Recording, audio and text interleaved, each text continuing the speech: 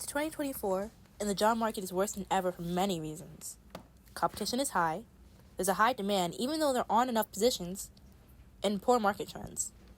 Finding a job out of college with a degree is already difficult. If it's hard for people who have a degree, then imagine how hard it is to get a student's foot in the door to get an internship. I spoke to one student named Gracia Perez, a junior student at Columbia. She majors in journalism and pre-law. So I think so far I've applied to about 30, starting since January. What I try to do is apply to like 5 to 10, usually end up just applying to 5 on like Sundays, like I just kind of give time to that. So far, I really haven't heard back yet. Gracia heard back from one internship, which is called Michael, for legal immigration work. They, unfortunately, declined her. But other than that, she has not heard back from any of the internship positions she applied for. She applied to internships her sophomore year, but had no luck, so she doesn't feel very hopeful for this year. And at this point, it just feels like, I can't be pushing out like a cover letter for every single thing, right? Especially when you want like detail of like what I want to do. I have essays, I have other assignments to do, other projects. It's just kind of like exhausting to do that over and over again when it's like 500 words. To circumvent this exhaustion, Gracia has a simplified resume and cover letter that she lightly tweaks for each job application. She's heard people have different goals. Some say to apply to 200 to 300 companies per week. Gracia has friends who meet this quota, yet they haven't heard back from anyone yet either.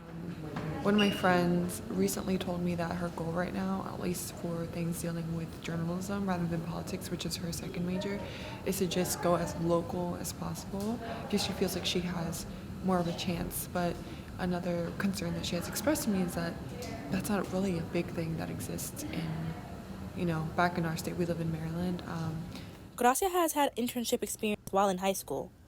In those internship positions, she's learned graphic design, inputting data, and other entry-level skills. It was through a work studies program where she got her internship. This highlights another problem in the job market. People have to use connections they have just to get in. Even though she has the skills, she needs to network in order to get a job. I did some work for an unpaid position at an art organization, I'll call it, because I kind of want to keep it anonymous because it went really, really bad. So I was getting into the territory of writing like editorials, specifically about like local art, and there were a lot of concerns. And then Gracia reported the job to Columbia's Career Services office, and it got blacklisted. No one else is allowed to work there. That really sucked because I got an opportunity and then ended up so horribly. And it's like I wanted to get more out of that. I'm still gonna put it on my resume because it's my labor. Like, you're gonna tell me that doesn't mean anything? No, you're not gonna do that. So. But besides that, she has extracurricular activities, clubs, and volunteer work on her resume. So I guess my concern is kind of like, I want to go to law school. I'm thinking about doing grad school. I'm not sure at what order, but they're seeking like competitive applicants, and it's like, there's kind of like a laundry list of like things that you have to do, and then when I look at my resume, I'm just like, I'm missing this. I should be doing this, and it's kind of very stressful. She plans on doing more volunteer work over the summer so she can have more on her resume. However, doing volunteer work, people miss out on a company showing someone the ropes and having their name to show at future employers. One of her friends got an internship for the summer because of the connection she had through a mutual friend of theirs.